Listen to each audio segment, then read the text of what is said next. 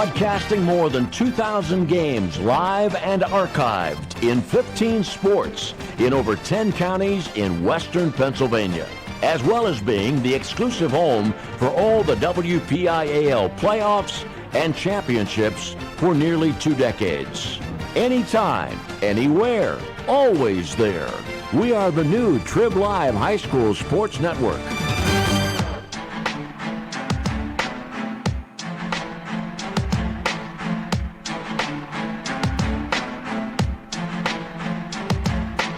Welcome to exclusive coverage of the 2018 WPIAL basketball playoffs, only here on the Trib Live High School Sports Network.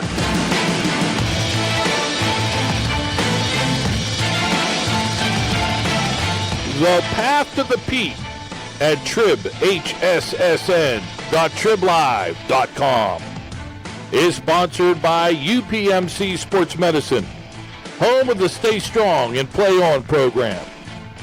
By Seton Hill University, This Way Up. By Excella Health, proud sponsor of the Trib High School Sports Network studios. By AstroTurf. By Carlow University, sponsor of the 2018 WPIAL Girls Basketball Playoffs. And by Trib Total Media.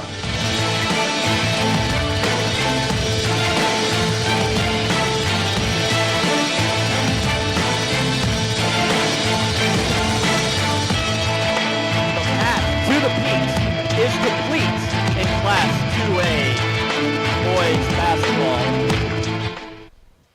as the 1 seed Sewickley Academy Panthers take on the 2 seed Our Lady of the Sacred Heart Chargers on the Trib Live High School Sports Network. Alongside Sean Meyers, I'm James Dotson, as we have a little bit of deja vu here, Sean, a similar, the exact same championship we had a year ago. Yeah, it was a good game last year. Sewickley Academy got the better of Our Lady of the Sacred Heart, winning by 11 points. 71-60, and really it was a season sweep for the Panthers. They knocked off Our Lady of the Sacred Heart 3 times, twice in the regular season, once in the championship game a year ago, en route to the state title. But this year it's been a little bit more even between the squads as they split the season series, Our Lady of the Sacred Heart winning the first battle at home, and then Sewickley Academy winning in the second contest between those squads, that one coming at the Panthers' home.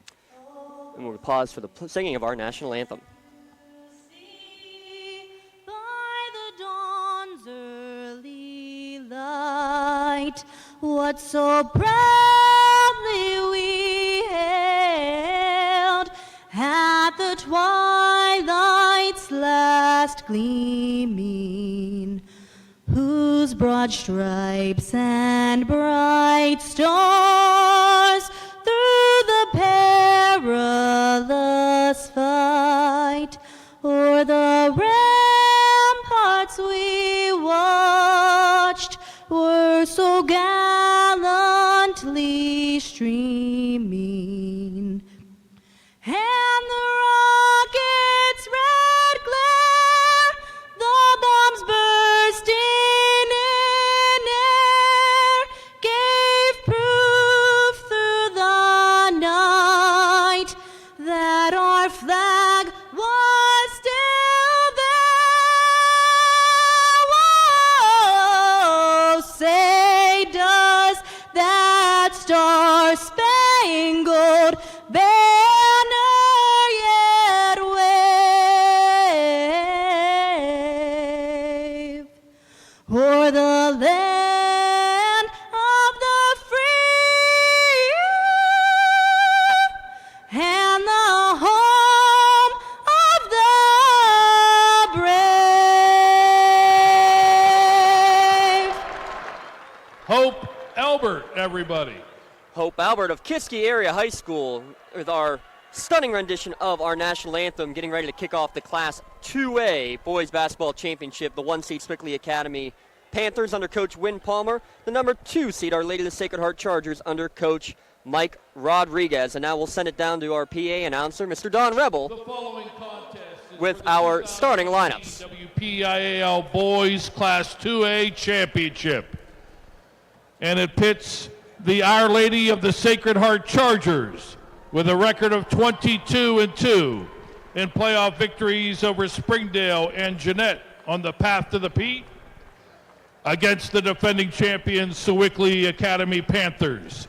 A record of 20-4 in wins over Leechburg and Chartiers Houston on their path to the peak. Let's meet the starting lineups. First, for the Chargers of Our Lady of the Sacred Heart, 6'3" junior, number 1, Rico Tate. 6'6" sophomore, number 5, Donovan Johnson. A 5'11" freshman, number 11, Dante Spadafora.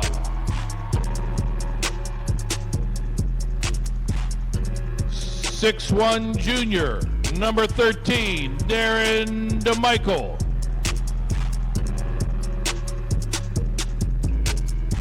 And a 6'1" junior, number 24, Austin Wigley. The head coach of the Our Lady of the Sacred Heart Chargers, Mike Rodriguez.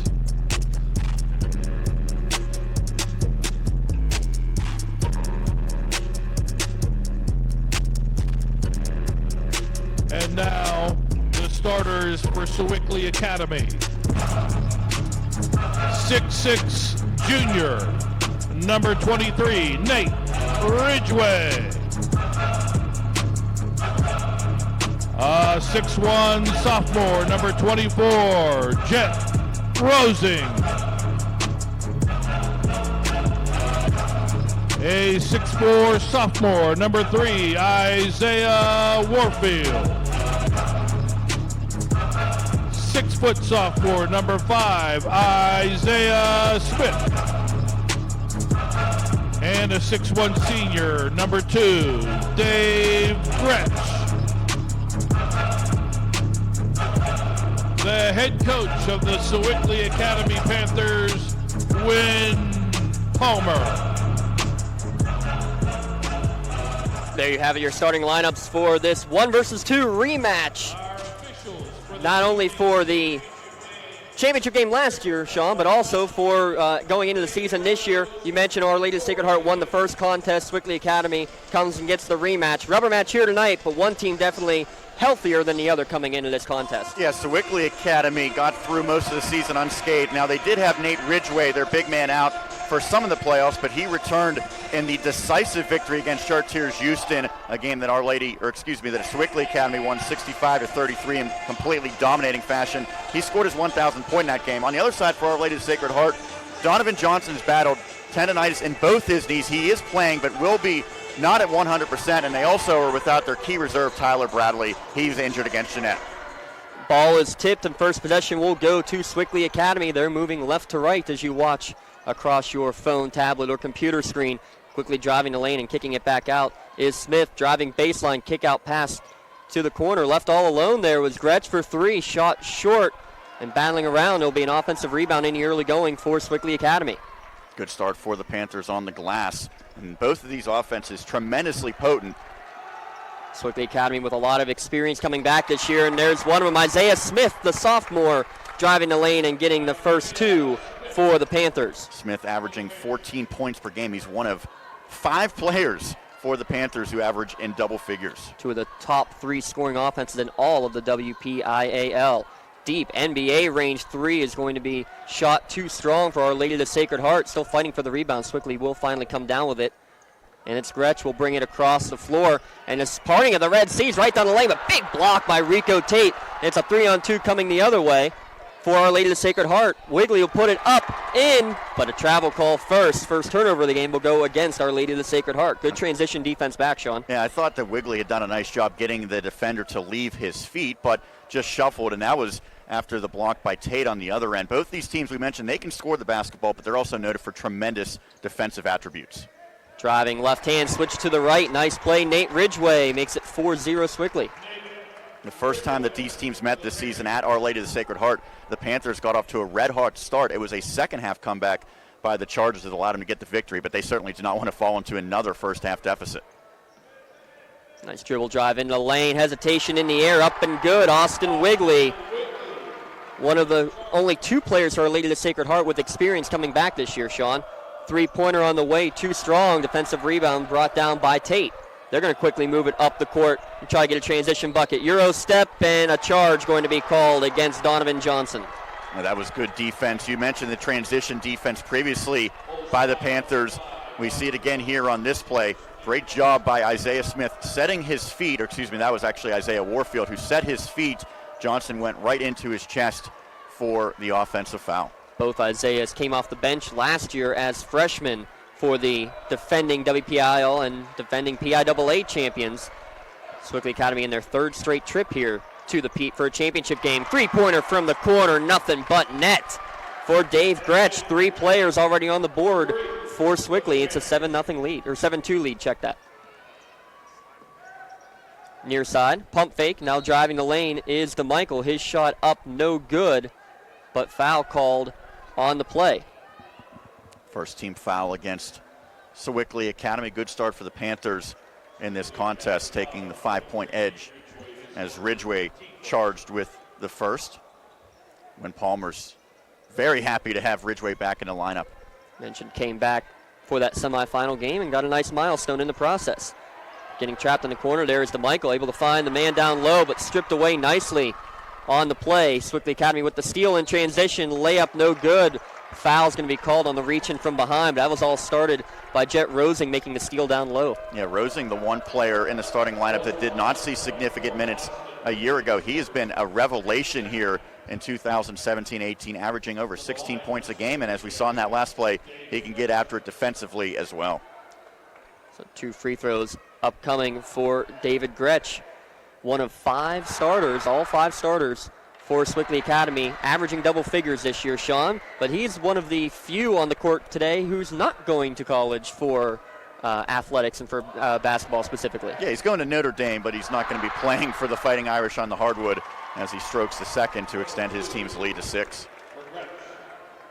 Yeah, Coach Palmer thought that between these teams, there might be more future college basketball players, or at least college athletes, than any other championship game all weekend long. Pass down low for Tate. Nice spin move up and in. Good post move for a team that doesn't have a lot of post players really there, Sean. Yeah, they can get it inside, but they don't have like the 6'6" body like Ridgway for Sewickley Academy. Drive shot, no good for Isaiah Warfield. The other Isaiah Smith nearly gets the steal in the backcourt. They're going to say last touch, though, by Smith. Possession will stay with Our Lady of the Sacred Heart with 5 minutes left to go in the opening quarter. Dante Spatafor is an electric player. He's so exciting as a freshman. He's going to make some freshman mistakes, but he's going to make some plays on both ends that will absolutely stun you as a fan. He is just an incredibly talented player. Our Lady of the Sacred Heart has possession. Spatafor, a good drive, kick out, NBA range 3, shot short, and ball knocked out of bounds. They're going to say last touched by Our Lady of the Sacred Heart. Possession goes over to Sewickley Academy, and we see this in all these championship games. A lot more space here than you normally see at a high school gymnasium, especially early on in the game. Those shots will come up short. And there is 2 different three-point lines. We're utilizing the blue line. That is the high school distance. Good hesitation move, drive into the lane for Warfield.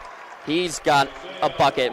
That's 4 different players already in the scoring column. Good balance in scoring when you have 5 players averaging double figures for Coach Win Palmer. And that's been the case almost all season long. These 5 starters have all been balanced in their scoring output. Another turnover, fast break going the other way, but they're going to call a kickball as Rico Tate coming back in transition, able to get a foot on it and at least stop the potential 2-on-1. And Rosing tried to go with the no-look pass here. Rosing, by the way, changed his number throughout the season. When I saw him previously, he was wearing number 11, but now donning the number 24 jersey. 3-pointer on the way, rattles home for Isaiah Smith, who then stares down, it looks like, at the Our Lady of the Sacred Heart bench. Guess you can do that with a 9-point lead. And that typically could elicit a technical foul if the officials are right there. And I think that Smith has to be careful, but by the same token, you love the confidence that the Panthers are showing in the early going. With that 30-second timeout called there by Our Lady of the Sacred Heart. You mentioned that could warrant a technical. That actually played a big factor in Our Lady of the Sacred Heart getting here to this championship game against Jeanette. Jeanette took a lead in the second half after they trailed by double digits all throughout the first half. They took a lead, and after a free throw You had a technical foul call for something being said towards the bench and towards the stands. Yeah, and it happened to be Jeanette's best player, Anthony Johnson, who was ejected from the contest. It was his second technical of the game. And to compound matters for Jeanette, they actually had Marcus Barnes, another starter, who was missing the game because he was ejected in the prior victory. So Our Lady of the Sacred Heart, the Chargers will take it, but they had certainly their hands full with a undermanned Jeanette team just to get to this point. We mentioned also Tyler Bradley out today, the sixth man off the bench with a foot injury in that game as well. Great football player for them also. He's the quarterback for the team. Back to the action, Our Lady of the Sacred Heart out of the timeout. A little more offensive intensity, but defensively almost knocking away there is Sewickley. Olsh maintaining possession. Good ball movement around the outside, drive into the lane, blocked from behind, but they're going to say that Warfield got a piece of the arm on the way up. Spatafor will have 2 free throws. There's an aggressive take, and he hung in the air just long enough. Looked like that might have been all ball on Isaiah Smith, but nonetheless, Spatafor heads to the charity stripe. Smith picks up his first personal. It's the first free throw. Rattles home for Our Lady of the Sacred Heart. It's been pretty much all Sewickley Academy early, especially from downtown. Knocking down a couple threes in the early going. Lead now down to 7 as Spatafor connects on both free throws.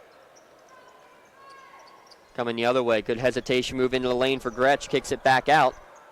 Sewickley will stay in possession. Funny, Dave Gretsch here at Sewickley Academy. We're going to see younger sister playing tomorrow, Sean, for the North Allegheny Tigers. Yeah, Lizzie Gretsch on the undefeated NA squad going for the 6A championship. Nice crossover into the lane. Shot won't fall from 12 feet for Smith. Ball on the ground, and Smith will grab his own offensive rebound. Wide open, down low, up and in, Ridgeway, but a good find on the way from Warfield. There's a great pass, but just a breakdown in the defense is the 6'6" player unaccounted for underneath the hoop. Can't leave the biggest man open under the basket. Now a traveling violation. Turnover number 3 in the early going for Our Lady of the Sacred Heart. And I highlighted all the great attributes of Spatafor. He is a energy-filled player, but he's also a freshman, and this is the big stage, the biggest one that he's ever played on in his career. And for head coach Mike Rodriguez, I'm sure that's somewhat of a concern. He wants his young players to come out confident and not be overwhelmed by the moment, but in the early going, it certainly seems like Sewickley Academy is the more experienced and certainly more poised bunch as the Chargers go to the bench with Michael Dugan checking into the contest. Yeah, he'll replace Spatafor. He'll take a seat on the bench next to Coach Rodriguez for a couple of minutes, and driving the lane right away and getting to the free throw line as a result is Sewickley Academy. Gretsch got right down the lane. No, that's going to check that and say it is on the floor, Sean. And Dugan, recently inserted, picks up the personal. Will Nacito, the reserve, into the game now for the Panthers as well. Both teams going to their bench early. Not too deep of teams, either one of these. How about that one for Ridgeway, fighting through the traffic down low and giving his team a double-digit lead, 17-6. That was a difficult shot. That's good defense by Our Lady of the Sacred Heart, and ultimately Ridgeway with better offense. Spin out of the double team there for Wigley. Finds the open man down low for the lay-in. That's Dugan off the bench with his first points. And a good job by Dugan gathering the basketball first. He didn't immediately put it up and rush the shot. Sewickley Academy in possession. Kick out. Three-pointer on the way. Nothing but net. Team shoots quite well from beyond the arc, Sean. 37% from three-point range. Now over 200 threes made on the year. Yeah, they basically shoot well from every part of the floor. At the line, two-point land, three-point distance as well. Just a great offensive squad. Cross-court pass, and Warfield tried to get the interception but commits the foul instead. His first. 3 team fouls for each team as we're down less than 2 minutes left to go in the opening quarter. And Smith returns to the floor. Ridgeway now heads to the bench for the Panthers. You mentioned that it's not a surprise being that these are 2A schools, but they don't have great depth. Sewickley Academy has players that come in and they fill other roles, but they don't have much scoring off the bench whatsoever. Quick three taken in front of his own bench for Our Lady of the Sacred Heart by Johnson. No good, but they're going to get a foul on the rebound. Wait to see who they called that on. So it was It's on Gretsch. Huge traffic down low, and they will give Gretsch his first. 4th team foul. A little tough time getting it inbounded there. They finally do, does Our Lady of the Sacred Heart. Wigley drives the lane and can't get the basket to go. Sewickley trying to make it in transition, but good job hustling back again. Both teams in transition defense, Sean, been very strong in the early going. Yeah, they have, and that's going to be key. They both know how potent their opponents are in the transition game. Good defense played there again by Spatafor. Deep NBA range three, beyond NBA range. No good. Put back, no good either for Warfield. Our Lady of the Sacred Heart able to get the defensive rebound. Quickly driving the lane. Contact as he puts the shot up, but missing everything there was Spatafora. And I think you're starting to see some nerves for some of these players. They're taking very difficult shots, Rosing from, as you said, about 25 feet. Spatafora, a very high degree of difficulty on his last attempt. Kicking back out, another NBA range three. Too strong, no good from Rosing. Long rebound, good save there. It was Will Nacito able to keep possession alive. And how about that block? Rico Tate says, get it out of here. Possession will stay with Sewickley. Tate, the only starter who does not average double figures in scoring for Our Lady of the Sacred Heart, but a team leading 8 rebounds, and he shows that he can defend at the rim as well. Sean, you mentioned the nerves for both of these teams. Talking to Win Palmer, he said even though both teams were here last year, the nervousness is still going to be there. It's a big stage, it's a big game, it's the rubber match. You really can't replicate this environment either. Going down low is Ridgeway. It looked like he may have gotten away with a travel. Couldn't make the shot anyway. And speaking of getting away with the travel, Spatafor almost commits one in the backcourt as well for Olsh. Three-pointer in the corner, lefty, can't quite get the roll. Johnson, ball comes near corner though. Good save. How about that steal for Isaiah Smith? One-on-one hesitation and coming back and making the block. Austin Wigley, transition defense yet again, Sean. No easy buckets here tonight. How about just great defense both ways? Smith jumps the passing lane, thought he had a chance to get to the cup, but Wigley back quickly to negate that. Smith is a player that is averaging over 3 steals a game, 3.1 to be exact, to lead his squad. Alex Boyden will check now into the ball game for Our Lady of the Sacred Heart, with 20 seconds remaining on the clock. Inbounds pass looking to go all the way into the backcourt. Smith will track it down there. We'll see Coach Win Palmer waiting for one last shot. Smith being guarded by Spatafor. He's going to look to take him one-on-one, drive down the right side, and able to get the floater to go from 8 feet. Three-quarter court shot coming up, and it's going to be just short, though it did graze the net from Spatafor, but that's how your first quarter comes to an end. Sewickley Academy with the 22-8 lead at the end of one.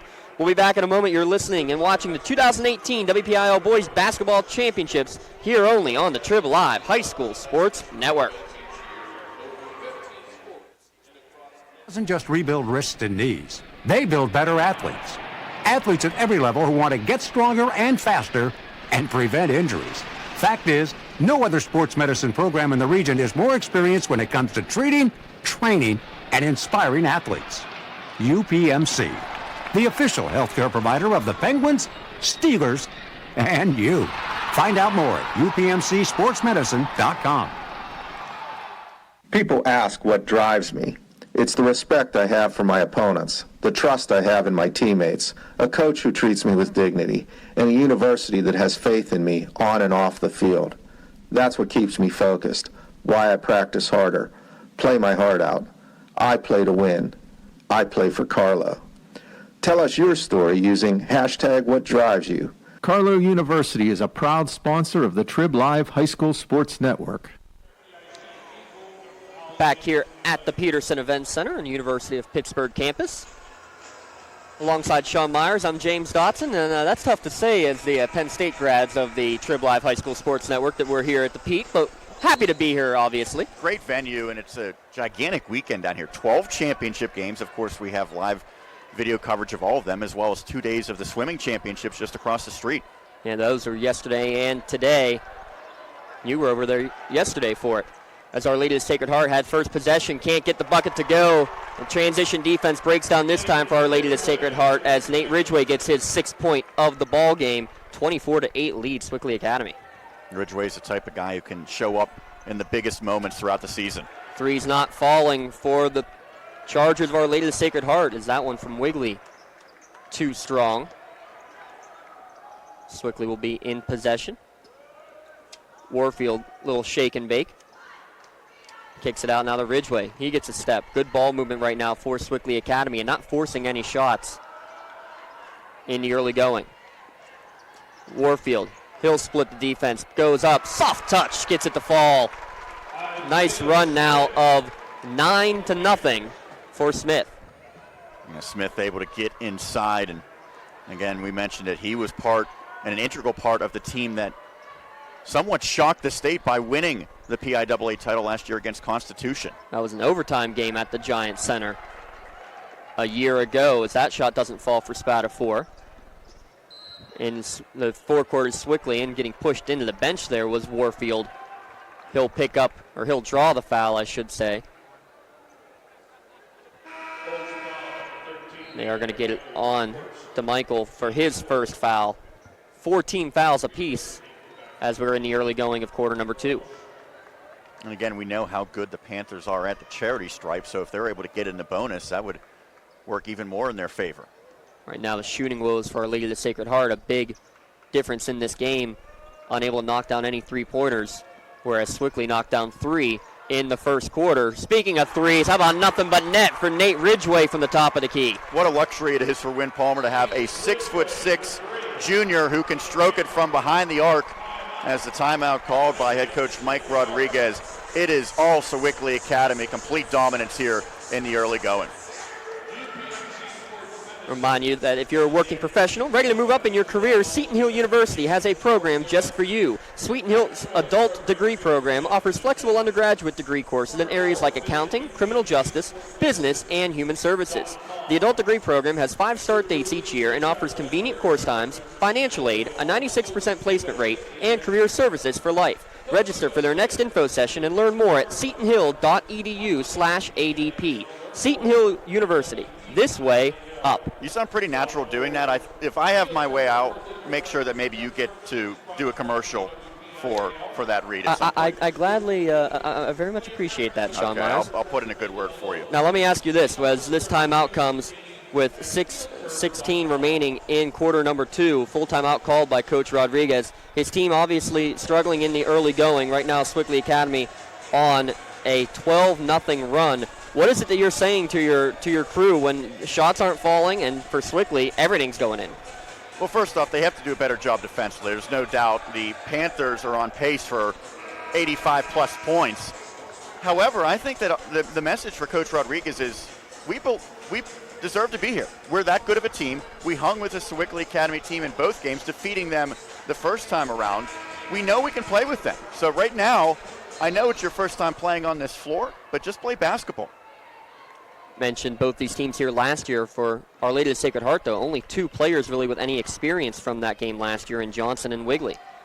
3-pointer on the way for DeMichael, shot no good. A good backside rebound, and DeMichael will get the return pass up in and the foul. That's a good way to come out of the timeout.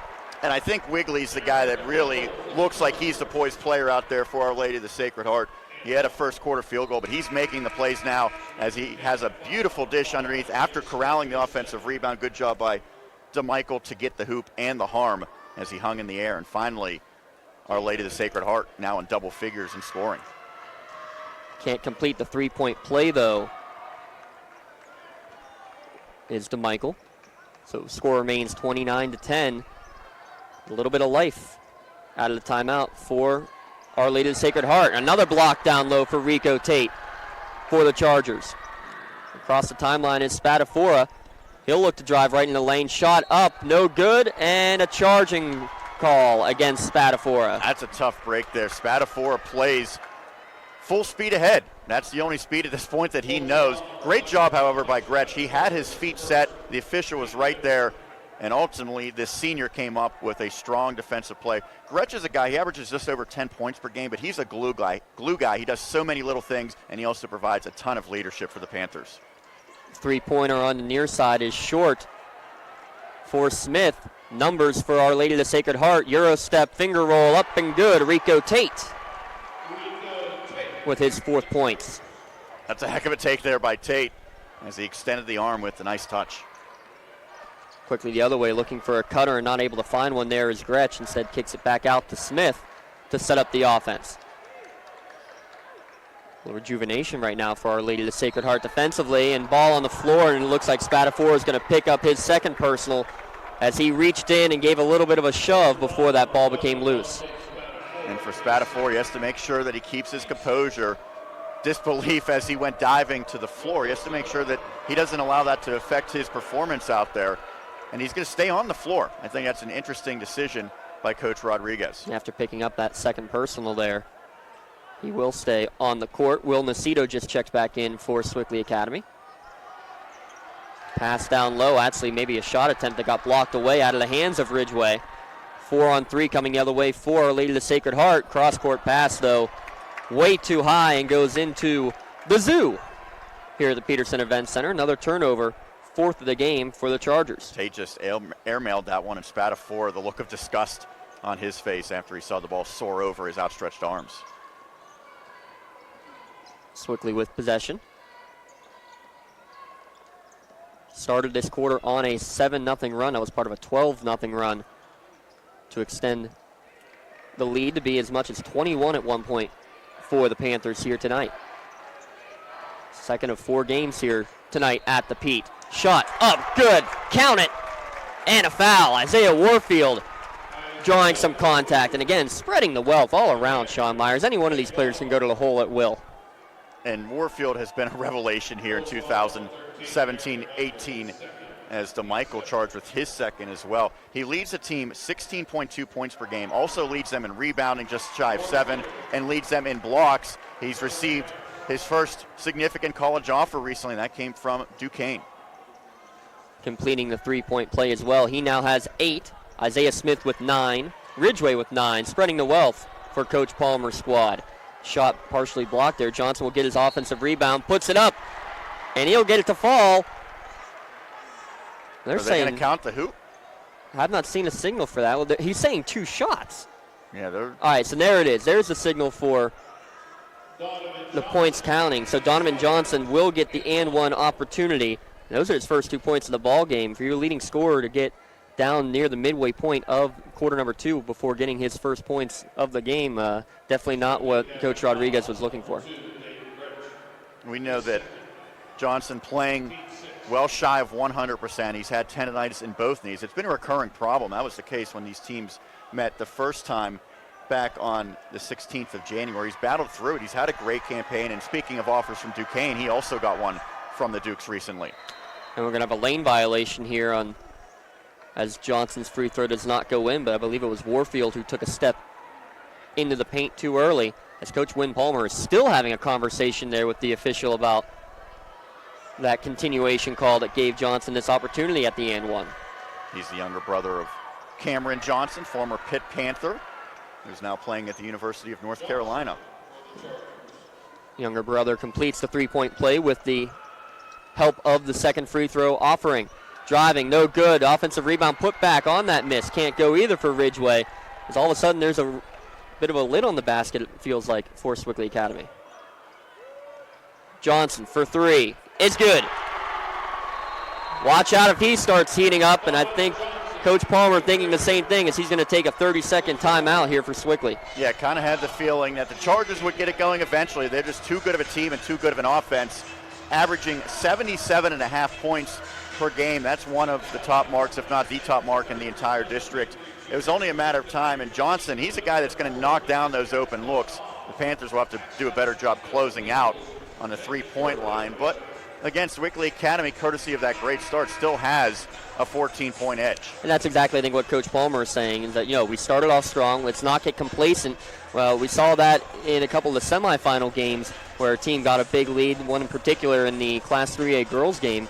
Bishop Canterman jumped out to a 24-7 lead and then tried to play a stall tactic the rest of the way. Sometimes if you take the air out of the ball or if you get complacent, especially against a good team like Our Lady of the Sacred Heart, anything can happen, Sean. You don't want to give any chance for a comeback. I don't think that's what the Panthers are going to do. They're certainly not going to take the air out of the basketball. They play an aggressive approach offensively. They like to get out on the fast break, and they'll play generally a high-tempo attack. Thought maybe be first to 80 tonight would win.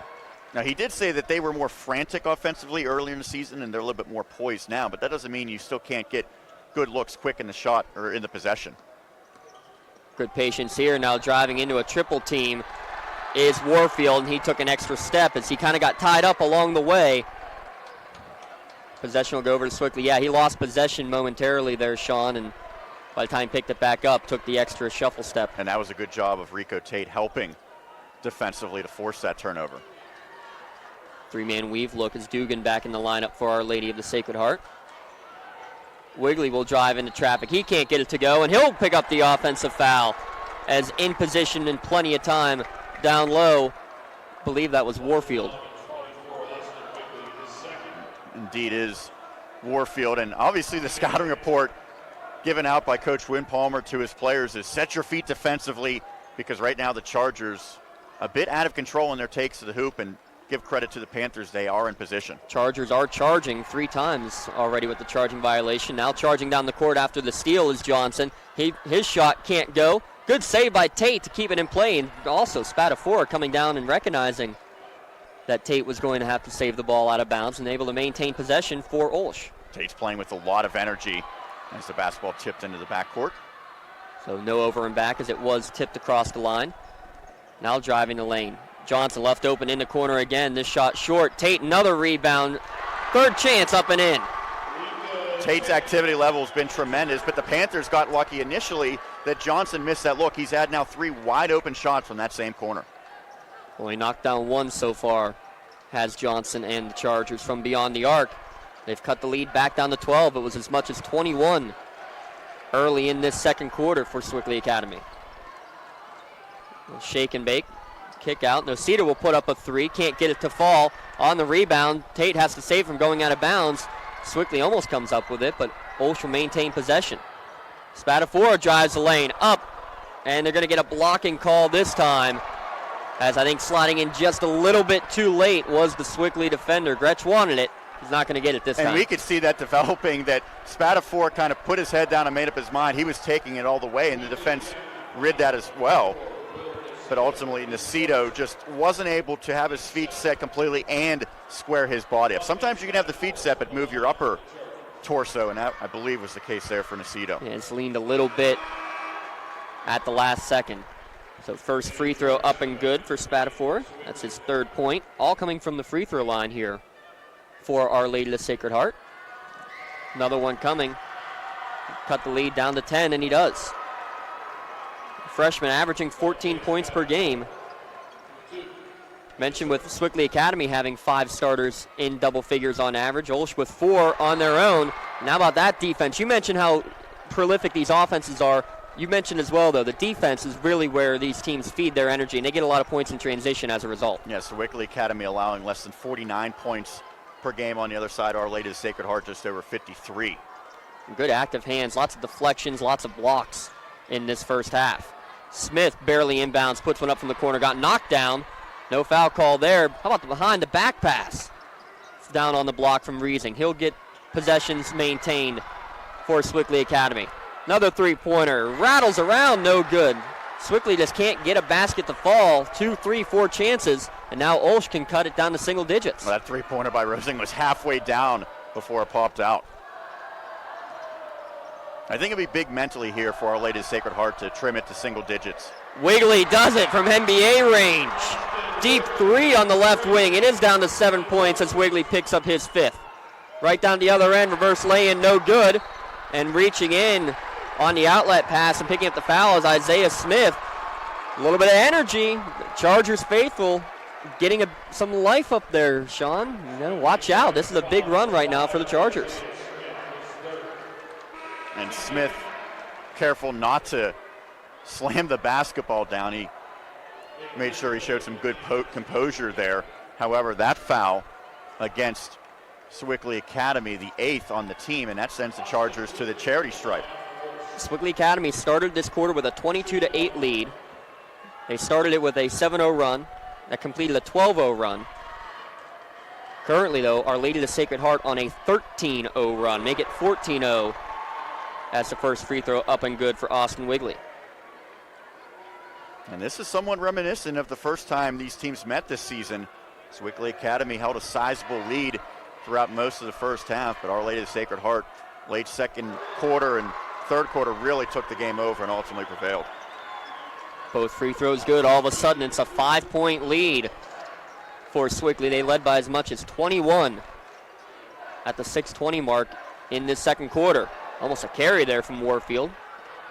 left alone in the corner. Sewickley Academy 3 from Gretsch, no good. Offensive rebound, another second chance opportunity. Lots of them here in this second quarter for Sewickley, but they haven't been able to capitalize. And I think they might hold for the final shot here, 25 seconds on the clock. I would maybe consider trying to get the basketball into Ridgway. I think his size advantage is really something they can exploit. Olsch tries to double team at the top, forces a quick shot, and a missed three-pointer for Sewickley Academy. Now Olsch can get the last shot. 10 seconds as they cross the timeline. Quick one popped up by Johnson. Three-pointer no good. Offensive rebound for Wigley. Still 4 seconds on the clock. Pump fake. He puts one up from the corner. Can't get it to go, and that's how your first half will come to an end, but it ends with the Chargers of Our Lady of the Sacred Heart on a 15-0 run. They trail 32-27 to Sewickley at intermission. We'll come back, give you your first half scoring recap, but first we're going to go down to the floor. Rob McKinney with Coach Wynn Palmer of Sewickley Academy. Coach, you are off to a great start early there in that first quarter. In the second quarter, towards the end, your team got, a little bit less competitive with their team just because of how their transition game was. How do you translate that energy from the beginning of the game now into the second half? Well, I just thought we got excited. First quarter, played a great first quarter. And I just thought we got excited in the second quarter. It's understandable. It's a great environment. The Ulster quality team. I'm not surprised they came back on us. We're not going to blow them out. And we just got to, I think our movement off the ball is too stagnant. And we'll talk about that. And we'll do a better job in the second half of moving without the ball. Okay? And then we started hoping three-point shots are going to go in. You can't hope a shot's going to go in. You got to think it's going in. So, and defensively we gave up some offensive rebounds. So a lot of things to work on. That's the fun of basketball. We play 16. We'll make some adjustments. And Coach Ridgway didn't play in that last game against the Chargers. He's now in this one. He's in double digits of points. What have you seen from him and also from the sophomores that have been contributing for your team all year round? Oh, they're doing a great job. Everybody's doing a great job out here. I'm so pleased. Ridgway is showing why he's a excellent high school basketball player. He was an all-state player last year, but I think so many guys are playing well, and Ol's doing a great job trying to limit Jet Rosine's three-point shots, but then there are a lot of other options for us, so we just got to be patient. Coach, thank you so much. Guys, back to you. Thanks, Rob. That's your halftime interview brought to you by Carle University, the proud sponsor of all girls scholastic sports here on the Trib Live High School Sports Network. We're going to take a quick break, come back with your scoring recap from the first half and thoughts going into quarter number 3, but that's when we return to the 2018 WPIAL Boys Basketball 2A Championship game here on the Trib Live High School Sports Network. 380 Discount Warehouse in Murraysville carries a full line of brand new furniture at discount pricing. 380 Discount Warehouse carries Ashley, Liberty, Vaughn Bassett, and Best Home Furniture, and many more. You can special order your furniture at discount pricing. While you're there, shop the many other departments, including tools, automotive, food, pet and wildlife, household goods and cleaning supplies, lawn and garden, and seasonal holiday decor. Visit them on the web at shop380.com or on the road at Route 380 in Murraysville. Open Tuesday through Sunday, 9 to 5. Shop 380 Discount Warehouse and save big. Check out the new Trib Live High School Sports Network on social media this season for breaking news, scores, pictures, videos, links to our articles, and more. Follow us on Twitter and Instagram under the handle Trib Live HSSN. Get in the conversation on Facebook at facebook.com/Trib Live HSSN. And on our YouTube channel, you can find thousands of interviews with local student athletes and coaches, plus highlights and full games. The spot for Western Pennsylvania high school sports on social media this season is the new Trib Live High School Sports Network. For a weekly in-depth look at boys and girls high school basketball in the district, log on to the WPIAL Round Ball Report every Wednesday at 6 p.m. here on the Trib Live High School Sports Network. Join experts Chris Harlan, Sean Meyers, and James Dotson for coaches' interviews and the latest hoops news around the WPIAL. Oh, and Don Rebel is back on the show as well. That's the WPIAL Round Ball Report, Wednesday at 6 p.m. here on the Trib Live High School Sports Network. Halftime here from the Petersen Events Center in the Class 2A Championship. A tale of two quarters. Sewickley Academy came out to a big lead, but they only have a 5-point advantage, 32-27 at the halftime break. Alongside Sean Meyers, I'm James Dotson. Sean, a lot of balanced scoring all the way, but you heard Coach Palmer say it in our halftime interview there, just not enough of that in the second quarter. They started hoping that three-pointers were going to fall, and they just didn't play their best basketball. And he also realized this was going to come down to the wire most likely. It wasn't going to be as easy as it looked in the first quarter, but One thing that he did note is that Jet Rosing has not been able to find his stroke. We saw him take some shots from 25-plus feet. I think right now he's trying to do too much. Just get some easier looks. It doesn't have to be a three-pointer necessarily. Get into the rhythm by getting some easy points, whether it's at the line, layups, things like that, and then those longer shots maybe will start to fall. But he's a key guy, and I think that they will have to get him going. On the other side, certainly a player who got going in that second quarter was Donovan Johnson for Our Lady of the Sacred Heart. I think he was a big key for them finding their rhythm on the offensive side. Let's get into our first half scoring recap, brought to you by the UPMC Sports Medicine Stay Strong and Play On program at the Trib Live High School Sports Network. We'll begin with the road team in this occasion. It's Our Lady of the Sacred Heart, the number 2 seed. Just 8 points in the first quarter, but 19 in the second quarter. They have no one in double figures, but they do have some good balance. Leading the way with 7 points, Austin Wigley, 6 points apiece for Rico Tate and Donovan Johnson. Johnson's all coming in that second stanza. 4 points all at the charity stripe for Dante Spatafora, and 2 points for Darren DeMichael, as well as Michael Dugan off the bench. On the other side, for Sewickley Academy, 22 points in the first and just 10 in the second stanza. They have one player in double figures. It's Nate Ridgway with 11. He scored 6 in the first quarter, 5 in the second quarter. 9 points for Isaiah Smith, 8 points for Isaiah Warfield. David Gretsch, 4 points to round out the scoring. No bench scoring, and again, Rosing held off the score sheet for the Panthers in the first half. Take another quick break, come back for half number 2 from the Petersen Events Center, the Class 2A Championship here on the Trib Live High School Sports Network. While the weather outside may be frightful, the winter high school sports is delightful. That's here on the Trib Live High School Sports Network. Log on to the Trib, hssn.triblive.com for weekly audio and video coverage of boys and girls high school basketball, WPIAL wrestling, and PIHL high school hockey. The warmth and the glow of the winter sports season may be heard daily on the Trib Live High School Sports Network. The team at UPMC Sports Medicine doesn't just rebuild wrists and knees. They build better athletes. Athletes at every level who want to get stronger and faster and prevent injuries. Fact is, no other sports medicine program in the region is more experienced when it comes to treating, training, and inspiring athletes. UPMC, the official healthcare provider of the Penguins, Steelers, and you. Find out more at upmcsportsmedicine.com. Check out Back on the Trib Live High School Sports Network alongside Sean Meyers. I'm James Dotson. 32-27, your halftime score. Sewickley Academy with the lead. We're going to send it down to Mr. Rob McKinney. He's with Our Lady of the Sacred Heart coach, Mike Rodriguez. All right, Coach. Well, you're off to kind of a slow start. Then towards the end of that first half, you guys really turned it on, and I believe went on a 15-0 run. What kind of change from the early part of the game to the end of that first half? We switched our matchups. Their initial lineup was a little too quick for us with the matchups that we had. So we switched our matchups a little bit. That gave us a little bit of momentum. And, as shots started to fall a little bit, we couldn't score in the first half, in the first quarter. So, we got a little better. We executed a little better in the second quarter, picked up our defensive intensity. We thought defensively that was the difference when we switched our matchups a little bit. Now, how do you carry that success at the end of the first half now into the second half? Well, we just got to continue to play hard.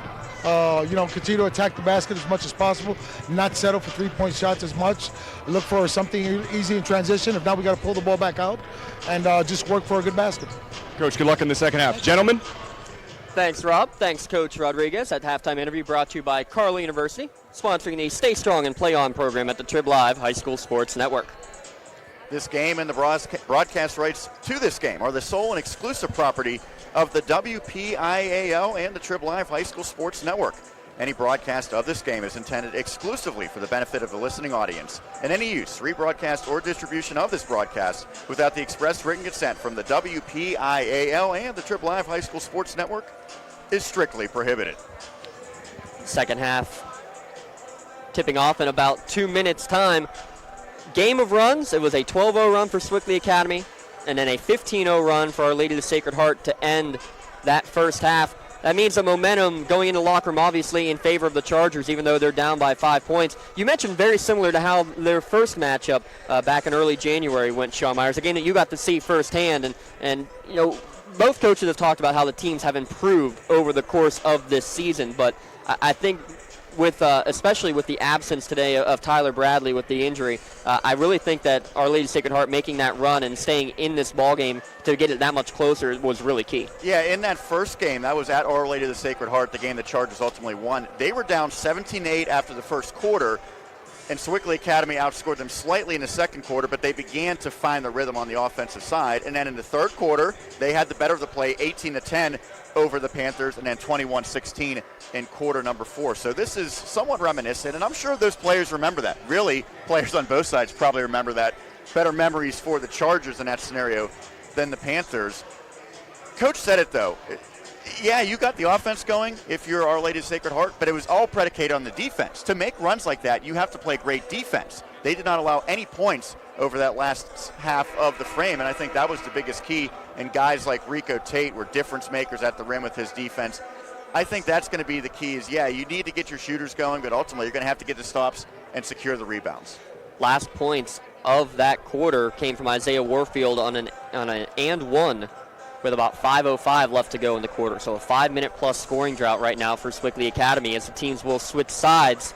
It's the rubber match. We had a rubber match last night that was a dandy in the Class 1A Boys Championship.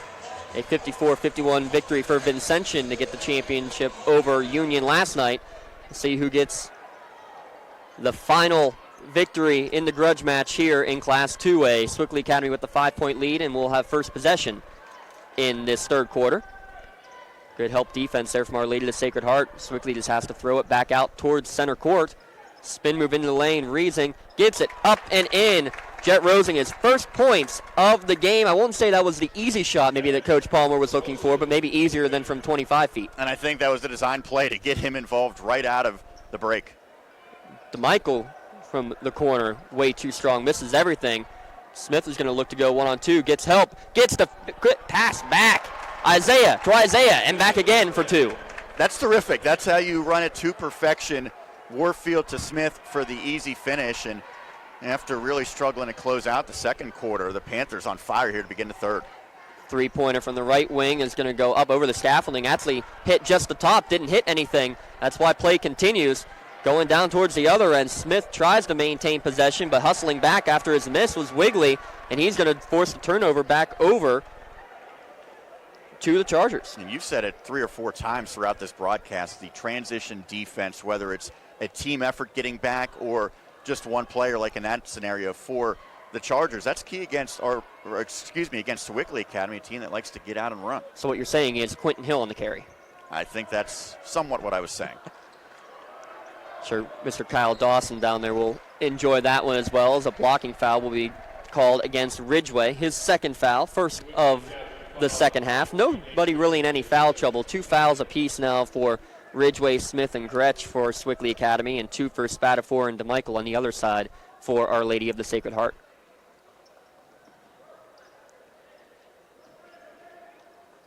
Chargers trailing by 9, trying to look down inside to Rico Tate. Had a nice second quarter, 4 of his 6 points coming in that quarter, working down low without much of a post presence, but still trying to work the ball inside out as much as possible, even if you don't have that 6'6" guy. Losing the ball on the way down the lane was Wigley, but Tate able to pick it up, and right on cue gets his 8th point on the little 5-foot jumper. He's just getting into a lot of loose balls, whether it be rebounds or that time the ball just slipped out of the hands of his teammate. Driving down the other way, up and in for Warfield. He's now in double figures with 10. 3 players in double figures already for the Panthers. No surprise, all 5 starters averaging over 10 points per game. Lead back up to 9 for the Panthers.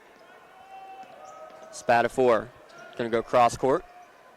A little change up in defense. 3-pointer on the left wing. Misses everything again, does DeMichael. A little trouble from outside, but team rebound will go to Our Lady of the Sacred Heart. They'll maintain possession, as that was Warfield and Gretsch going for it. Yeah, the Chargers really are not shooting the basketball very well from the perimeter. They have 2 trifectas, one courtesy of Johnson and then Wigley, but DeMichael and Spatafor have been off on their attempts. Euro step into the lane, no call as Warfield got demolished on the way to the hit by Austin Wigley. Possession over to Sewickley Academy. Triple team down low, and turning it over is Smith. Coming the other way on the 2-on-1. Good pass from Tate, no good, but Tate will put it back up and in. cleaning up the miss from Johnson. Yeah, Tate did it all. The big man, I mean, he's not a gigantic player, but 6'3", he is the tallest player on the floor for the Chargers. He led the break, threw a great pass, and then followed it up on the offensive glass for the putback. Lead down to 7 as we approach the midway point of this third quarter, and we're going to have a traveling call and some late action there as Warfield's going to claim he never heard the whistle, but he definitely took the extra step. Point of emphasis these past 2 years, Sean, in terms of getting the ball on the deck before you take that little shuffle step coming out of a pump fake. And Dugan continued the battle after the whistle as well. They didn't hear the whistle, Sean. We could hear it up here, but they're much closer, so they definitely could not hear it, correct? Yeah, something like that. Hey, you play beyond the whistle in a game like this. You don't want to come up short on effort in any scenario. Chance to cut this down to 5 or even 4 points now for the Chargers. And driving baseline, nice little finger roll from Spadafora. He's got 6. And that's his first field goal of this contest. His previous 4 points all came from the line. Sewickley Academy will look to answer their lead, trimmed down to 5 again, where it was to start this second half. Gretsch pumps and drives baseline. He can't get it to fall, but back up and good for Nate Ridgway. Ridgway did a good job. After he snagged that offensive rebound, he wasted little time. He put it back up immediately for 2. He kept the ball high, too, Sean. You don't bring it down to the floor when you're the tallest player out there. Don't give the little guys any chance to grab it away. Another drive into the lane, up and good for Dugan. Dugan with a nice contribution, 4 points off of the bench. He's the only reserve, either way, that has found the score sheet. And a good job of avoiding contact as he drove to the hoop. No block, no charge, no nothing. Ball on the floor, diving for it, but unable to stay on top. It was Warfield. Coming the other way is Johnson. He's stripped away by Sewickley Academy. Great play coming back by Rosing. 3-on-1 for Sewickley. It'll be an easy lay-in for Isaiah Warfield. And a good job by Warfield to use the rim as a protector from Spadafore as he went to the reverse. Turnovers each way. Transition opportunity for Our Lady of the Sacred Heart turned into an odd man rush the other direction. And we're going to get another offensive foul. It's out of control. Austin Wigley drove the lane, left his feet, tried to pass it to the corner, but position was gained by Sewickley Academy, even though the Olsh fans not too pleased with it. And from our vantage point, you could sort of see it developing there, James, that Wigley driving the baseline didn't really have any real estate. He was going to try to make the pass into the corner, and I think that the Panthers read that as well. I believe they've announced that as the 3rd foul against Wigley, so that could be problematic. He does stay out there on the floor. If I'm the Panthers, I'm looking to attack. Driving there is Gretsch. He stops at the foul line. He'll hand it back off. Up with the right hand. Can't get it to fall was Rosing. Really struggling from the field today. Coming the other way in transition. Shot up and a charge call. That's got to be about 5 offensive fouls against the Chargers. That time negating what would have been a hoop by Donovan Johnson. Give credit to the senior reserve, Nacito. I thought he came in a little bit late here and slid under. He definitely did. I think that might be a missed call on Coach Rodriguez, and the Olsh fans not too pleased with it, but the officials say otherwise. If this was college, it definitely would have been a block because he was in the restricted zone, but nonetheless, it is another charge and the 9th turnover against Our Lady of the Sacred Heart. Sewickley driving the lane. Shot no good from Ridgway. Offensive rebound contained by Sewickley Academy, though. Gretsch with possession. He nearly loses it in the corner. Bodies all over the floor right now for both teams. Driving baseline, and we're going to get a push foul on the drive. Looks like Dugan will pick that one up. But that second opportunity created by Nacito. He's providing a real spark off of the bench. Dugan charged with his second. You're right, Nacito coming off the bench. You mentioned that none of these players for Sewickley Academy off the bench averaging more than 2 points per game. Nacito is the one with 2 points per game. And he's averaging 4 rebounds as well, and that's key. That's an area where they have improved throughout the campaign, according to Coach Palmer, in terms of their bench production, not necessarily in points, but in other aspects. Definitely offensive window men as well. Shot goes up, and we're going to get a traveling call as Warfield got blocked. Coach Palmer's asking for the held ball. I'm thinking the same thing, Sean. Yeah, but that looked like a clear jump ball scenario. He went up for the shot, a defender's hand was on, and he came back down to the floor. In a sense, it would have been Our Lady of the Sacred Heart's basketball either way, but Sewickley Academy potentially loses a future possession because the arrow didn't change in that scenario. Yeah, was in favor of the Chargers and still is on that call. Driving baseline there is Spadafore. Shot no good. Put back up and in. Another second chance bucket for Rico Tate. He's in double figures. Just about every loose ball is ending up in the grasp of Rico Tate. He's doing an incredible job. 8 points, 8 rebounds per game on average for Tate. This one knocked out of bounds. Wigley saying he never touched it, but possession will stay with the Panthers of Sewickley Academy as they'll have Rosing check out. By the way, I know we've mentioned how great these coaches are, but how lucky we are to deal with them. They have been so helpful throughout this entire process, giving us all the information we need. And then some. Another drive through a double team. Ridgway able to collect his shot after the block. Gets it out to the corner. Gretsch, nothing but net. His first point since quarter number 1. Extends the lead out to 8 as we hit 2 minutes left to play in this third quarter. Spatafor looks one-on-one, instead swings around the perimeter. Now backing in is Wigley. He gets it down low to Tate. Good inside-out play. Lefty, three-pointer, back iron, no good from Johnson. The long rebound will be tracked down by Gretsch. And Johnson was fading away as soon as he released that basketball. Sewickley Academy looking to extend the lead, maybe getting away with a travel there was Nacito in the corner. Never had possession. Down to $1:30 left. Good crossover into the lane, but shot blocked by the rim from Smith. Possession goes back over to Olsch. Bodies fall down low. Can they get it down to Tate in time? No, they do not. Good job getting back to his feet. Nate Ridgway got knocked down and ends up getting the steal. Now in transition 3-on-2 the other way. And ball's going to get knocked out of bounds. They're going to say last touched by Sewickley Academy. Lots of reaching, lots of pushing. Nothing called either way there, Sean. Yeah, that's the right call, at least on the possession last off of Sewickley Academy. But I think both teams were a little sloppy there on those sequences as Our Lady of Sacred Heart trying to thread the needle on a pass inside. It just wasn't there. And then the Panthers, a little too anxious on the fast break. Would have been probably better served just to slow it down and set up in the half court. 1 minute left in the quarter. In this Class 2A championship game, the rubber match between section rivals. Back-to-back times these two teams meet in the finals, and that pass down low intended for Tate, just too hot to handle, goes into media row. And that's one that if Tate's able to come up with it, probably has an easy layup opportunity, but just through his hands, as you mentioned, a little bit too much mustard behind it by Donovan Johnson.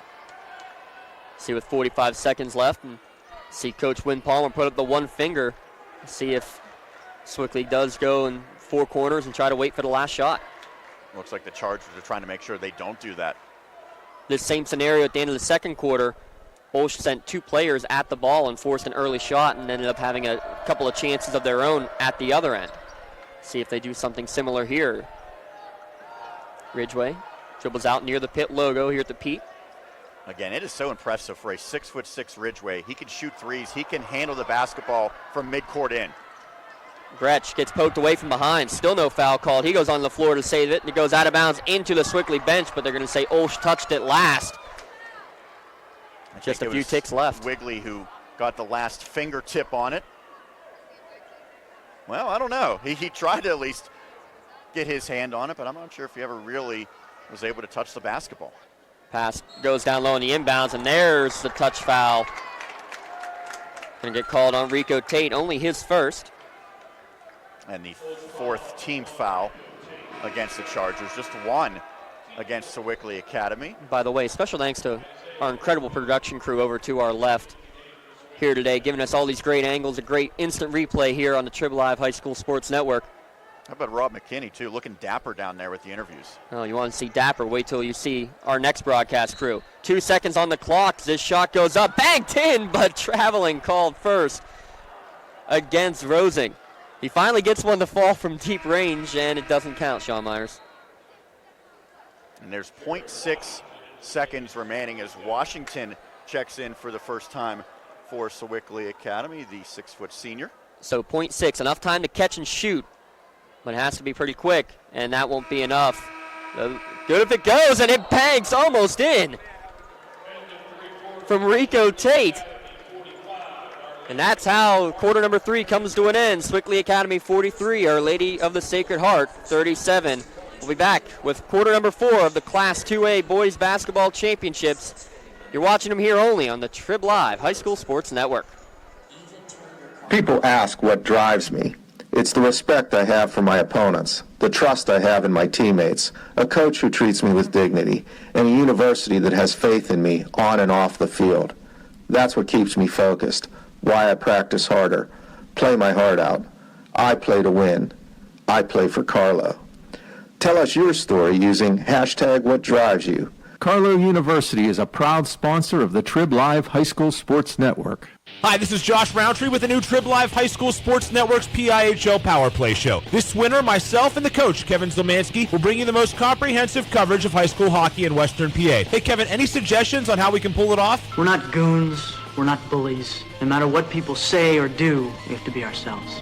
Okay. Well, word is that you've been letting success go to your head a bit. Hey, what I do is none of your business. Is that clear? This should be a fun season. It's the PIHL Power Play Show every Wednesday night at 8 o'clock on the new Trib Live High School Sports Network. 8 minutes on the clock for quarter number 4 in the Class 2A Boys Championship game. Sewickley Academy looking for the repeat. They have the 8-point lead over Our Lady of the Sacred Heart. Back to the action alongside Sean Meyers. I'm James Dotson.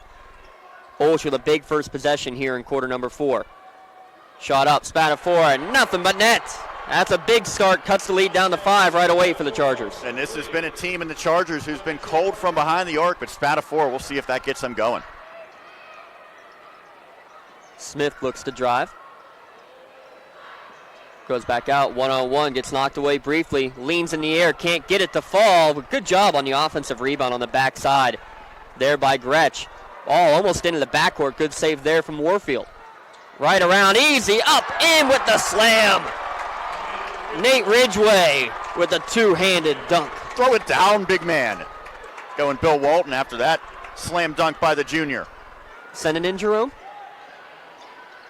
Two-pointer, foot on the line there.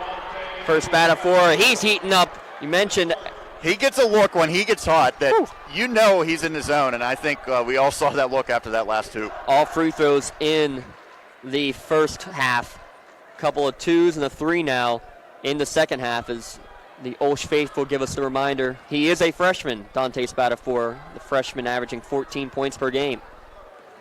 Warfield drives into a triple team, kicks it out. The three-pointer short, no good from Ridgway, but another second chance opportunity on the offensive rebound, and that thwarted just as quickly on the steal by Wigley. He gets it up, laying it in. Guess who? Dante Spatafor with 7 quick points to start this fourth quarter for the Chargers, a lead down to 3. And when he gets hot, it is almost impossible to defend Spatafor. That was acrobatic. Good find, too, for Wigley. Driving the lane, and we're going to get shot up. No charge. Win Palmer losing his mind. 2 officials kind of paused there, Sean, but I don't know how that's not a charging call. It felt like he was set for a long time there, was Donovan Johnson. Yeah, great job by Johnson. Just a bit out of control that time for Smith. And momentum now on the side of Our Lady of the Sacred Heart. They have it down to a single possession deficit, trailing by 3. Could cut it down to 1 or even tie on this possession. Win Palmer not happy, to say the least. Coach Win Palmer with the perfect name for a coach. His team's still winning, but led by as many as 21 early in the second quarter. Now down to 3. Spatafor up in, but he gets the charge call right back.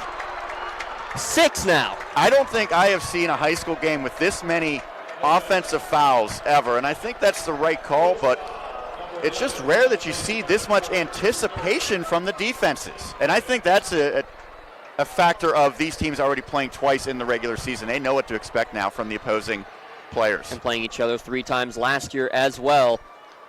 Get to know your foe quite well when you play that many times over the span. Not to mention these 2 schools less than 5 miles apart. A lot of friends playing against each other. Pump fake, shot up, no good, but getting the offensive rebound, no block out, was Ridgway. His second attempt blocked away. Spatafor with possession. He'll cross the timeline. He gets it back. He wants the ball in his hands, goes to the lane. This one up, gets the roll and the foul. I was going to say before he took that shot, there's no way you're going to get the basketball out of Spatafor's hands. His energy and enthusiasm is unmatched. He might have the nickname the Pittsburgh Kid if he keeps it up here tonight. 6 points through the first 3 quarters. He's got 9 in the opening 2 minutes and change of this fourth quarter. And a chance with a three-point play to knot the score up at 47, and he does. First tie since we've tipped off here today. 47 all. See how Sewickley responds. Good hesitation move right into the lane. Up and in. Goes Warfield. He's got 14. That's how you answer for Sewickley Academy. Warfield doing a great job getting to the cup, hanging in the air for 2.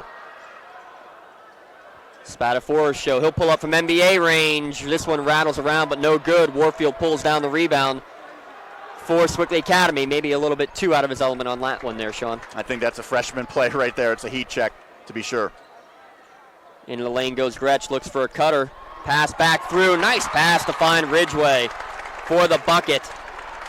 Ridgway from Rosing for 2, and a timeout called for Sewickley. What a catch first by Jet Rosing, and then the bounce pass on the backhand. Terrific play there for the Panthers. And that gives us an opportunity with the timeout to let you know that if you're a working professional ready to move up in your career, Seton Hill University has a program just for you. Seton Hill's adult degree program offers flexible undergraduate degree courses in areas like accounting, criminal justice, business, and human services. The adult degree program has 5 start dates a year, offers convenient course times, financial aid, a 96% placement rate, and career services for life. Register for our next info session and learn more at setonhill.edu/ADP. Seton Hill University, this way up. That's Sean Meyers. I'm James Dotson here at the Petersen Events Center, the Class 2A Championship. Sewickley Academy has never trailed in this ball game, Sean. They led by as many as 21 at the 6:20 mark in the second quarter. Olsh finishes that second quarter on a 15-0 run and have started out fourth quarter on fire, mainly from Dante Spatafora. Puts up, in this quarter alone, 10 points.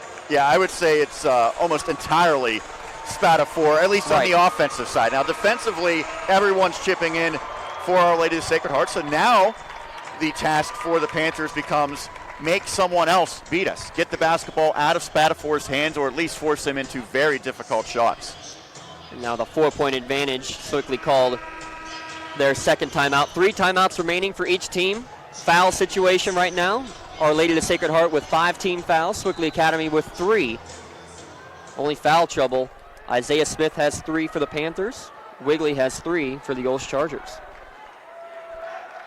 Freshman Spatafora will swing it over to DeMichael. DeMichael's been quiet in this contest. Spatafora will drive right baseline. Good pass down low for the lay-in. Johnson with the deuce. All set up from Spatafora. Donovan Johnson's first points of this second half. Lead back down to 2, cut in half by Olsh on that possession. Ridgway, he's going to look to take Tate one-on-one. Goes to the elbow, kicks it out. Pump fake, good drive into the lane. Another kick out. Smith left alone, top of the key. His shot short, rattling around, can't get it to fall. And we're going to get a jump ball on the rebound as both Tate and Ridgway had a firm grip on it and went to the court. The ball's going to stay with Sewickley. And we mentioned before, it's the blue line that is the 3-point line in effect here today. And we see players not only behind the white line, but usually a couple steps behind that white line taking these deep shots. Get back to that thought here in a second as another deep 3 comes in and goes in. Jet Rosing, his first. He's 45% from three-pointer on the year. His first trifecta of the night. Yeah, he has 5 points, but they've all come in this second half. And a steal at midcourt, or so Isaiah Smith thought, but he's going to get called for the reach-in. If Rosing can get hot, he can put up points much like we've seen Spatafora do in quick order. Tough break there for Smith as he thought he had the pick 2, if you will, on the basketball floor, and he's charged with his 4th foul in the process. He's staying out there on the floor. Right now, if you're Our Lady of the Sacred Heart and Spatafora, attack him. Right wing goes Wigley, has to pick up his dribble, sends it back up to Spatafora. Those two playing catch around the perimeter. DeMichael puts up a 3. His shot's been off all night from beyond the arc. Can't get that one to go. Gretsch gets the rebound. Sewickley will look in transition, and now smartly with that 5-point lead, will pull it back out. How long before you start fouling if you're the Chargers? Driving the lane, shot no good as the seas parted. Olsch now with a quick 3-on-1 in transition. Good Euro step up and in. Donovan Johnson to avoid the travel, avoid the contact. He's now in double figures. Well, you don't even have to think about fouling now that it's a one-possession game. You just go and play some strong defense, much like the Chargers have done this entire second half. 2:45 left to go. And what we knew would be the dandy of a Class 2A championship didn't look that way early. Sewickley is led by as many as 21 points today. Smith has to be careful here on the drives. And he had the clear lane after the crossover, couldn't get it to fall. They're going to say last touch on the rebound out of bounds against the Olds Chargers, so Sewickley will maintain possession.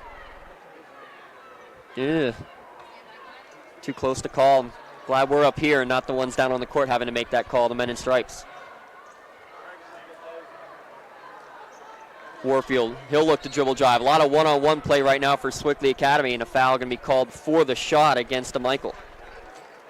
Yeah, that the 6th-team foul against the Chargers. And one reason why I said you have to be careful if you're Smith, and maybe why the Panthers will take the basketball out of his hands primarily, is that we've seen so many offensive fouls. And speaking of which, James, this one goes against the Panthers on the inbound, leading to a turnover. Yeah, Ridgway extended the arm a little bit, and maybe a bit of an acting job from the Olsh defender. He may have embellished it just a little bit, but... And if you're a player here, go to school. You know the officials are calling a ton of offensive fouls, in particular charges. You have to make sure that you don't put yourself in that scenario where it's even close. We have at least 10 offensive fouls in this game, Sean. I would bet there's probably more offensive than defensive. You might be right. Well, might have to get that tally. Driving the lane is to Michael, and he's swatted away by Sewickley Academy defense. It was Warfield who got in there to knock it down, but it goes out of play. Possession back over, or staying with Olsh, I should say. The team leader in blocks, adding to his season total. Less than 2 minutes to play. Wigley will drive, spin in the lane, no good. Another offensive rebound for Tate, and he's hacked. Warfield will pick up the personal, his second. Now Tate's making a case maybe to be the most valuable player if Our Lady of the Sacred Heart finds a way to secure the victory. He's coming up with every loose ball. Tate with 12, taking his first trip to the free throw line, and he misses the first of two. Still a one-possession game, though, for the Chargers. They've never led in this ball game, Sean. They've trailed by as many as 21. Second shot short as well, and skying up and getting the rebound is Ridgway. Big free throws there at the 150 mark. Not falling for the Chargers. Ridgway, he drives right down the lane. Good pass down low, up and in. Gretsch with the bucket. Great job of Ridgway driving. He knew where he wanted to go with the basketball, but he made sure he put the brakes on before he made that pass. He didn't want to bowl into a defender. Again, a 6'6" big man with the ability to drive and dish like that. That is a rarity. Full timeout called by Our Lady of the Sacred Heart. We'll take a quick one here as well. 5-point lead for Sewickley Academy with 1:33 left to go. You're watching the Class 2A Boys Basketball WPIAL Championship game on the Trib Live High School Sports Network. AstroTurf, a pioneer in sports surfacing, proudly supports high school athletics. Visit one of their 280 fields in the tri-state area to see their cutting-edge technology. AstroTurf's focus on R&D enables them to provide innovative surfaces that protect athletes and stand the test of time. AstroTurf now propels performance with iconic turf fields and legendary Recor-Tan tracks. They manufacture, build, and maintain a full range of turf and track systems for total quality control. Learn more at astroturf.com. Our Lady of the Sacred Heart trails by 5. But if not for the play of Rico Tate throughout this ball game and Dante Spatafora, especially in this fourth quarter, this game could have been out of hand early. Sewickley Academy led by 21 early in the second quarter. Olsh has chipped away. They tied it once at 47 apiece at 5:19 in this quarter, Sean. But right now, Sewickley Academy extended back out to a 5-point advantage. And the Chargers, they need to have a fruitful possession here. Almost lost possession there in the deflected pass. Deep three, nothing but net. Austin Wigley. Wigley sprinted in after release that he did not think that shot was going down. He and his teammates pleasantly surprised that it did. So with a minute 10 on the clock, back to a one-possession game. Elbow to the face there taken by DeMichael, no call. Smith looks to dribble drive. He goes into the lane. Shot no good, but a foul is going to be called on the block. 2 free throws coming with just over a minute to play. A good take here by Smith. He's rewarded with a trip to the stripe. And that was the 4th personal against Austin Wigley. Those two have been guarding each other most of the game, now each with 4 personal fouls as the first free throw up and good for Isaiah Smith, a 74% free throw shooter. Sewickley Academy as a team, 74% from the line on the season. If it comes a free throw shooting contest, think advantage Panthers. And second shot good as well, back up to a 2-possession game. Yeah, that's big. And now, if you're Our Lady of the Sacred Heart, you realize that you're going to have to come up with points once again on a possession. Don't need a 3 necessarily, just need quick buckets. So 3-pointer on the way, misses everything. Does Spadafora. Tate gets the rebound, kicks it out. Johnson for 3. He had his feet set. Great job of Tate, not only meeting the basketball on the air ball by Spadafora, but finding his open teammate. And now a foul committed, and with 37.9 seconds remaining, I'm not sure that you needed to take that foul there yet. Well, you know, you've seen the Panthers of Sewickley Academy be able to hold on to the ball for long chunks of time. Maybe if you're Coach Rodriguez, you're thinking you just need to slow this game down any way that you can. Well, there's a problem here for Our Lady of the Sacred Heart now. 4 fouls for DeMichael, 4 fouls for Wigley as well. So if either one of them pick up another foul, they're disqualified, and I think we can agree there's a pretty significant drop-off between any of the 5 starters and the reserves, really for both these teams, but in particular for the Chargers, as now Coach Win Palmer, he's not happy. He wants an explanation. No, there's a delay here. I thought they pointed.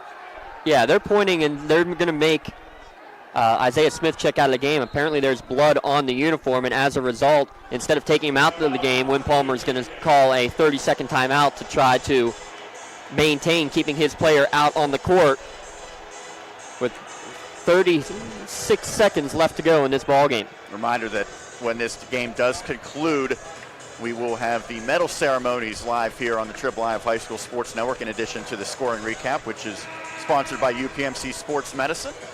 And I'm not surprised this is going to come down to the buzzer, James. I think when the brackets were released, this was the expectation. Yeah, Jeanette was a good team. Maybe the Jayhawks were the only team that could disrupt what seemed to be the likely outcome, and it came to fruition. Number 1 against number 2, the section foes. They split the regular season, and what a rubber match it has been. And don't close the book. Regardless of what happens here, these teams heading into the state playoffs, wouldn't be surprised if they run into each other once again somehow. 6 teams will make it into the state tournament. We'll run that down once all those seedings are figured out based on the follow the leader format that we have. We'll run all those down during the post-game show. This is the second of 4 games tonight at the Petersen Events Center. Next up is the 4A Girls Championship, Cardinal Ward North Catholic against Beaver in a 1-3 game. You'll see some sharp-dressed men on camera for that one, as first free throw is up and good for Warfield. That's why I have to wonder question that decision to commit the foul that quickly. Pretty much anyone you foul for Sewickley Academy is going to be pretty efficient at the stripe. Currently on the game, 6 of 7. Make it 7 of 8 for Sewickley Academy. Back to a 3-point lead. Still plenty of time. Our Lady of the Sacred Heart does not need to go for a 3 immediately. Trying to run the weave and getting trapped up. Wigley may have gotten away with a double dribble. His leaner, no good. Tate, up, in. I thought I heard a whistle. No foul call. Down to a 1-point game. Full court pressure on with 20 seconds left, and another foul will be committed in the backcourt. Donovan Johnson will pick up that foul with officially 19.2 on the clock. And Rico Tate keeping his team in it, winning the battle inside. Well, surprising that Ridgway was not in there trying to box out Tate. He was out more further from the hoop. And now Gretsch to the stripe. Still 1-1. That was the 9th team foul. Gretsch, 63% shooter, the senior with ice water in his veins. This would be, needless to say, a massive second shot. Gretsch hits both. Back to a 3-point lead, a full timeout called by Coach Win Palmer. This team with a 3-point lead. Here's the question that will be asked, Sean. Still a lot of time left maybe before you're thinking about this, but are you a proponent of you have a 3-point lead, foul them so they can only get 2 shots at the free throw line? I think at the high school level it works a lot better because the officials usually did not give any semblance of a continuation. So as long as that player's nowhere near the shooting motion, he will head to the line just for a 1-and-1 scenario. It would be the 7th team foul against the Panthers. But assuming that Sewickley Academy does not foul, and I think there's way too much time to consider that now. You don't want to be giving any free points with almost 20 seconds remaining on the clock. The question for the Chargers is, do you need a 3? Typically the answer is absolutely not, but with how good the Panthers are at the foul line, I think you would kind of like to get a good look at a 3 here if you're Mike Rodriguez and Our Lady of the Sacred Heart. 6 for 6 on charity stripe in this quarter alone, 8 of 9 in the ball game. Yeah, the obvious answer is always get the best first shot that you have. So if you get a quick look at the cup right away, take it. If you get a quick look at a 3, take that shot as well. And especially if you have someone capable of knocking it down, which when you look at these teams, pretty much anyone on the floor with the exception of Tate can hit shots from behind the arc. And with Tate down low getting the offensive rebounds, averaging 8 per game, according to our colleague. He's above 8 tonight. Josh Roundtree has him at 9 at the moment. It feels like a lot more than that at times, especially the way he's been the Windex man on the offensive front. Across the timeline comes Our Lady of the Sacred Heart. Spatafor gonna kick it out. 3-pointer on the way. Short from Johnson. Backside rebound knocked out of bounds. Last touch by Olsch. And that time it was a good job of Ridgway getting underneath the hoop, tracking the basketball for the rebound. He got to it just a bit quicker than Tate, and Tate got the last fingertips on it. Inbounding under his defensive hoop. Panthers do have a timeout here if they struggle to get the basketball in initially. And we're going to have an off-the-ball foul called immediately by Austin Wigley. That's his 5th. That wasn't the game plan. It was something that Wigley was hoping to avoid, certainly, as he's now disqualified, and it sends the Panthers to the line without having to struggle to even get the basketball in. The only good news is that no time goes off the clock. But with that 5th foul, it'll now be a chance to possibly put an exclamation point on this one, and it'll be Isaiah Smith shooting 2. But first, checking out of the ball game is Austin Wigley. Finishes with 10 points. And Michael Dugan will check in his place. And I don't think we've mentioned yet, there's not a single senior on this Our Lady of the Sacred Heart roster. He's one of the experienced players. He's still just a junior. So everybody coming back for Coach Rodriguez. Big first free throw there, though, for Isaiah Smith. Makes this a 2-possession game, 63-59. We're at the point with Sewickley Academy, you just assume that the shots are going to go in when they're at the stripe. That one back as iron. I say that, of course. Of course, Sean Meyers jinxes it, so still life for Our Lady of the Sacred Heart. Picks up his dribble, pump fake, shot up from in front of the bench. Gonna be too strong, no good. Long rebound controlled by Sewickley. There's the horn, there's the buzzer. You're back-to-back WPIAL Class 2A boys basketball champions, the Sewickley Academy Panthers. What a performance. It came down to the wire. They were able to hold off a great second half charge by Our Lady of the Sacred Heart. But again, Sewickley Academy never trailed in this game, and that was key, that they never fell into a deficit in the second half. They hold on for the 5th championship in school history. We're going to take a quick break, pay some bills, come back with the medal ceremony, our post-game stats, and our thoughts and feelings from this Class 2A Boys Basketball Championship. You're watching it here exclusively on the Trib Live High School Sports Network. The team at UPMC Sports Medicine doesn't just rebuild wrists and knees. They build better athletes. Athletes at every level who want to get stronger and faster and prevent injuries. Fact is, no other sports medicine program in the region is more experienced when it comes to treating, training, and inspiring athletes. UPMC, the official healthcare provider of the Penguins, Steelers, and you. Find out more at upmcsportsmedicine.com. People ask what drives me. It's the respect I have for my opponents, the trust I have in my teammates, a coach who treats me with dignity, and a university that has faith in me on and off the field. That's what keeps me focused, why I practice harder, play my heart out. I play to win. I play for Carlo. Tell us your story using #WhatDrivesYou. Carlow University is a proud sponsor of the Trib Live High School Sports Network. Inside the WPIAL Wrestling Circle every Monday at 7 o'clock on the Trib Live High School Sports Network. Each week, we'll take a look at the latest happenings on the mat from around the WPIAL, talk with coaches, and get you set for what's to come as the season rolls on. Come out and see us every Monday as the show we broadcast live from 40 Bar and Grill just west of Washington on Route 40. Inside the WPIAL Wrestling Circle every Monday night at 7 o'clock only here on the Trib Live High School Sports Network. Trib Live has a little something for everyone. Sports from high school to the pros. News from across the street and around the world. Arts and entertainment. Lifestyles. Opinion. Weather. Photo galleries. Video. You can even find your next job, house, and car. So look alive, Pittsburgh, and get the news you want and information you need all in one place. TribLive.com. TribLive.com. News and more 24/7.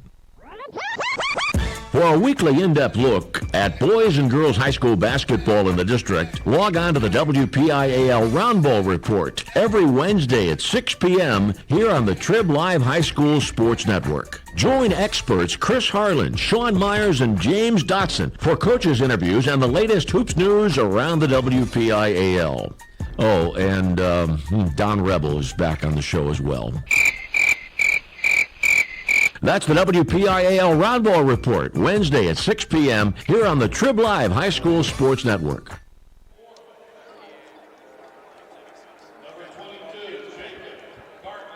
Back here at the Petersen Events Center, Sewickley Academy, the champions of Class 2A boys yet again.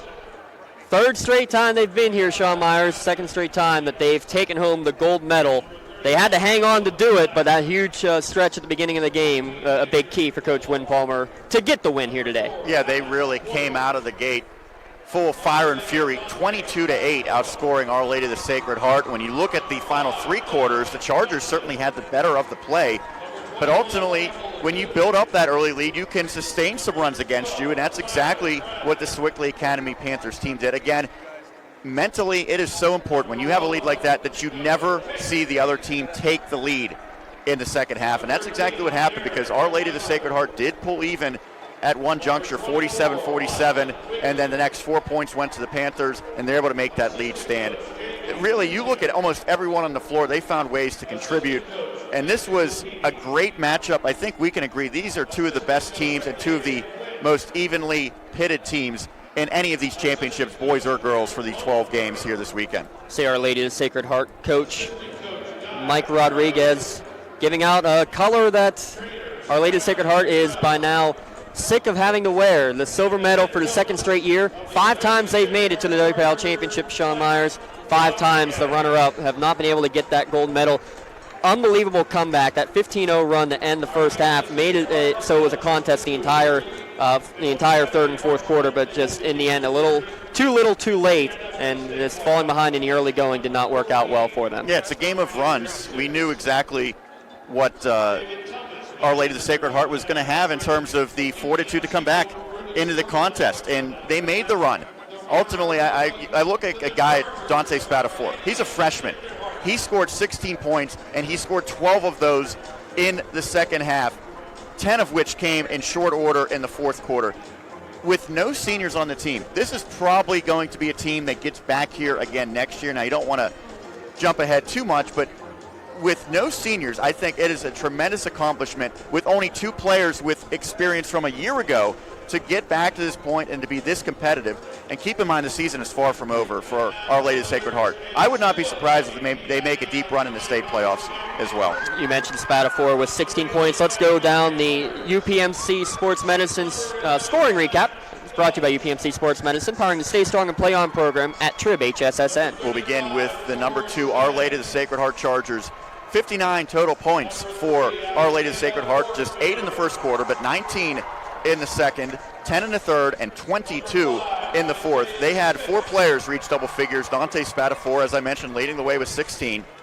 Rico Tate not far behind. He was a beast on the boards as well. 14 points for him. 13 for Donovan Johnson, who played through knee tendonitis, a gutsy effort for him.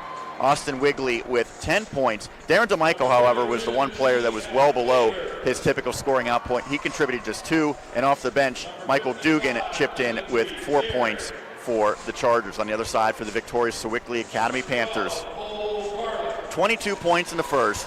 That was the difference in the game. 10 in the second, 13 in the third, and 18 in the fourth quarter. As the scoring totals as follows: Nate Ridgway leading the way, 17 points for him. That, of course, a game high. Just behind him, Isaiah Warfield with 16 points, 14 for Isaiah Smith. David Gretsch with 11, Jet Rosing 5 points, but they did all come in the second half. No bench scoring for the Panthers in this one. The starting 5 was good enough to get the job done.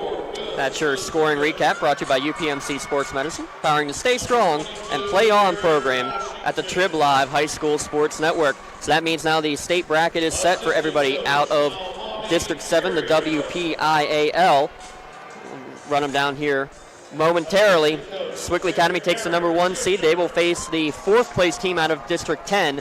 That will be the loser of Wilmington and Cochranton. Our Lady of Sacred Heart gets the number 2 seed. They'll play the 4th place team out of District 6. That'll be the loser in the consolation game between Homer Center and Bishop McCourt. The rest of the rankings, 3rd place now will be Chartiers Houston, 4th place Jeanette, 5th place Leechburg, and 6th place will be Springdale. Those 6 representing the WPIAL in the PIAA tournament, which will begin coming up next week for Class 2A. First round games will be actually not until next Saturday, March the 10th. Yeah, you get a full week of rest, 8 days until they return to action for both the Chargers and the Panthers. And for Sewickley Academy, this was a major goal. Usually coaches that know they have a good team, they set 3 goals. Section championship, well, these teams tied. District championship, that went to the Panthers, and then state championship.